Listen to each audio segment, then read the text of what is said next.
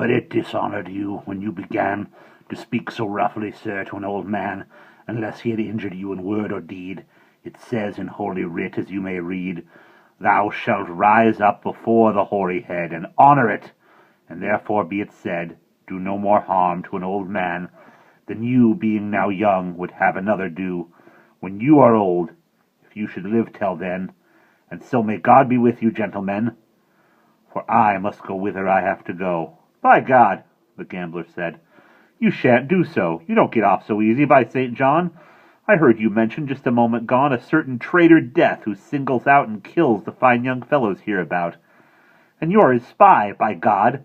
You wait a bit. Say where he is, or you shall pay for it. By God and by the Holy Sacrament, I say you've joined together by consent to kill us younger folk, you thieving swine. Well, sirs, he said, if it be your design to find Death, turn up this crooked way toward that grove. I left him there today, under a tree, and there you'll find him waiting. He isn't one to hide, for all your prating. You see that oak? He won't be far to find, and God protect you that redeemed mankind. Aye, and amend you. Thus that ancient man at once. The three young riders began to run, and reached the tree, and there they found a pile of golden florins on the ground, new coined, 8 bushels of them, as they thought. No longer was it death those fellows sought, for they were all so thrilled to see the sight. The florins were so beautiful and bright, that down they sat beside the precious pile. The wickedest spoke first after a while. Brothers, he said, you listen to what I say. I'm pretty sharp, although I joke away. It's clear that fortune has bestowed this treasure, to let us live in jollity and pleasure. Light come, light go, we'll spend it as we ought. God's precious dignity, who would have thought this morning was to be our lucky day? If one could only get the gold away, back to my house, or else to yours perhaps, for as you know, the gold is ours, chaps, we'd all be at the top of fortune, hey? But certainly it can't be done by day. People would call us robbers, a strong gang.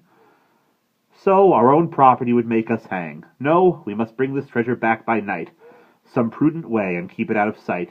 And so, as a solution, I propose we draw for lots, and see the way it goes. The one who draws the longest, lucky man, shall run to town as quickly as he can, to fetch us bread and wine, but keep things dark, while 2 remain in hiding here to mark our heap of treasure. If there's no delay, when night comes down, we'll carry it away, all 3 of us, wherever we had planned.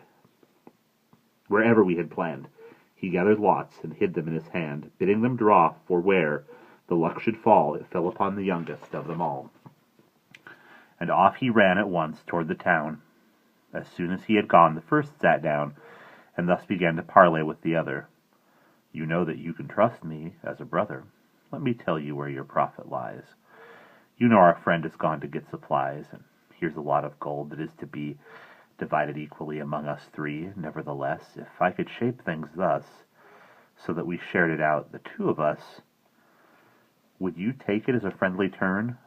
But how? The other said with some concern. Because he knows the gold's with me and you. What can we tell him? What are we to do? It is a bargain, said the first. Or no. For I can tell you in a word or so what's to be done to bring the thing about. Trust me, the other said. You needn't doubt my word. I won't betray you. I'll be true. Well, said his friend, you see that we are 2, and 2 are twice as powerful as 1. Now look, when he comes back, get up in fun, to have a wrestle. Then, as you attack, I'll up and put my dagger through his back. While you and he are struggling, as in game, then draw your dagger too, and do the same. Then all this money will be ours to spend, divided equally, of course, dear friend. Then we can gratify our lusts and fill the day with dicing at our own sweet will. Thus these 2 miscreants agreed to slay the 3rd and youngest, as you heard me say. The youngest, as he ran toward town, kept turning over, rolling up and down, within his heart, the beauty of those bright new florins, saying, Lord, to think I might have all that treasure to myself alone!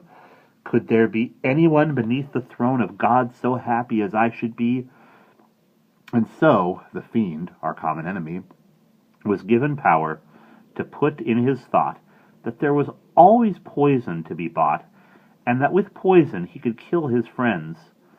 To men in such a state the devil sends thoughts of this kind, and has a full permission to allure them on to sorrow and perdition. For this young man was utterly content to kill them both, and never to repent. And on he ran, he had no thought to tarry, came to the town, found an apothecary, and said, "Sell me some poison if you will. I have a lot of rats I want to kill. And there's a polecat, too, about my yard, that takes my chickens, and it hits me hard. But I'll get even, as is only right, with the vermin that destroy a man by night." The chemist answered, "I've a preparation, which you shall have, and by my soul's salvation, if any living creature eat or drink a mouthful ere he has the time to think, though he took less than makes a grain of wheat, you'll see him fall down dying at your feet. Yes, die he must, and in so short a while, you'll hardly have the time to walk a mile. The poison is so strong, you understand." This cursed fellow grabbed into his hand the box of poison, and away he ran into a neighboring street, and found a man who lent him 3 large bottles. He withdrew, and deftly poured the poison into 2. He kept the 3rd one clean, as well he might, for his own drink, meaning to work all night, stacking the gold and carrying it away. And when this rioter, this devil's clay, had filled his bottles up with wine, all 3, back to rejoin his comrades sauntered he. Why make a sermon of it? Why waste breath? Exactly in the way they'd planned his death, they fell on him and slew him 1 to 2. Then said the first of them, when this was done, "Now for a drink. Sit down and let's be merry, for later on there'll be a corpse to bury." And, as it happened, reaching for a sup, he took the bottle full of poison up, and drank, and his companion, nothing loath, drank from it also, and they perished both. There is, in Avicenna's long relation concerning poison and its operation, trust me, no ghastlier section to transcend what these 2 wretches suffered in their end. Thus these 2 murderers received their due, so did the treacherous young poisoner too.